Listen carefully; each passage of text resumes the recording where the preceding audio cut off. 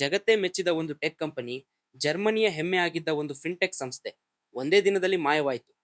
ಅಷ್ಟಕ್ಕೂ ಅಲ್ಲಿ ಆಗಿದ್ದಾದ್ರೂ ಏನು? ಬನ್ನಿ ಹೇಳ್ತೀನಿ. 2000ರ ದಶಕದ ಆರಂಭದಲ್ಲಿ ವೈರ್ಕಾರ್ಡ್ ಅನ್ನೋ ಕಂಪನಿ ಶುರುವಾಗಿದ್ದು, ಆನ್ಲೈನ್ ಪಾವತಿಗಳನ್ನು ಪ್ರಕ್ರಿಯೆ ಮಾಡೋ ಕೆಲಸ. ಪೋರ್ನೋಗ್ರಫಿ, ಜೂಜಾಟದಂತಹ ಸೈಟ್ಗಳಿಗೆ ಇವರೇ ಪ್ರಮುಖ ಪೇಮೆಂಟ್ ಪ್ರೊವೈಡರ್.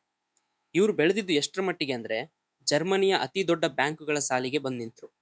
ಆದರೆ 2015ರಿಂದಲೇ ಕಂಪನಿಯ ಲೆಕ್ಕಪತ್ರಗಳ ಬಗ್ಗೆ ಫೈನಾನ್ಷಿಯಲ್ ಟೈಮ್ಸ್ ಪತ್ರಿಕೆ ಅನುಮಾನ ವ್ಯಕ್ತಪಡಿಸೋಕೆ ಶುರು ಮಾಡಿತು. ಅವರ ವರದಿಗಳು ಕಂಪನಿಯ ಕರಾಳ ಮುಖವನ್ನು ಜಗತ್ತಿಗೆ ತೋರಿಸೋ ಪ್ರಯತ್ನ ಮಾಡಿದವು.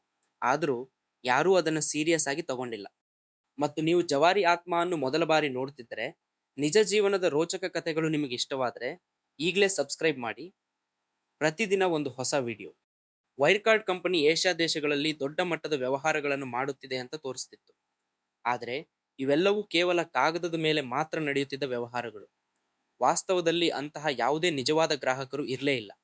2020ರಲ್ಲಿ KPMG ನಡೆಸಿದ ಆಡಿಟ್ನಲ್ಲಿ ಕಂಪನಿಯ ಲೆಕ್ಕಪತ್ರದಿಂದ ಬರೋಬ್ಬರಿ 2 ಬಿಲಿಯನ್ ಯೂರೋ, ಸುಮಾರು 18,000 ಕೋಟಿ ರೂಪಾಯಿ ಹಣ ಕಾಣೆಯಾಗಿತ್ತು. ಆಗ ಎಲ್ರಿಗೂ ತಲೆ ತಿರುಗಿತು. ವೈರ್ಕಾರ್ಡ್ ತೋರಿಸುತ್ತಿದ್ದ ಲಾಭ, ಸಂಪಾದನೆ ಎಲ್ಲವೂ ಸುಳ್ಳು ಅಂತ ಗೊತ್ತಾಯಿತು. ಕೇವಲ 3 ದಿನಗಳಲ್ಲಿ ವೈರ್ಕಾರ್ಡ್ ದಿವಾಳಿತನ ಘೋಷಿಸಿತು. ಜರ್ಮನಿಯ ಕಾರ್ಪೊರೇಟ್ ಇತಿಹಾಸದಲ್ಲೇ ಇದು ಅತಿ ದೊಡ್ಡ ಹಗರಣ. ಕಂಪನಿಯ CEO ಮಾರ್ಕಸ್ ಬ್ರೌನ್ನನ್ನು ಬಂಧಿಸಲಾಯಿತು. ಆದರೆ COO ಜಾನ್ ಮಾರ್ಸ್ಲೆಕ್ ರಷ್ಯಾಕ್ಕೆ ಪರಾರಿಯಾದ ಅಂತ ಹೇಳಲಾಗುತ್ತೆ. ಇವತ್ತಿಗೂ ಆತ ಯುರೋಪೋಲ್ನ ಮೋಸ್ಟ್ ವಾಂಟೆಡ್ ಲಿಸ್ಟ್ನಲ್ಲಿದ್ದಾನೆ. ಕಣ್ಣಿಗೆ ಕಾಣಿಸೋದೆಲ್ಲ ಸತ್ಯ ಅಲ್ಲ ಅನ್ನೋದಕ್ಕೆ ಇದಕ್ಕಿಂತ ದೊಡ್ಡ ಪಾಠ ಇನ್ನೇನು ಬೇಕಿಲ್ಲ ಅಲ್ವಾ? ನಿಮ್ಮ ಫ್ರೆಂಡ್ಸ್ಗೂ ಈ ಕತೆ ಹೇಳಿ, ಅವರು ಹುಷಾರಾಗಿರ್ಲಿ. ಈ ಹಗರಣದ ಬಗ್ಗೆ ನಿಮ್ಮ ಅಭಿಪ್ರಾಯ ಏನು ಅಂತ ಕಮೆಂಟ್ ಮಾಡಿ ತಿಳಿಸಿ.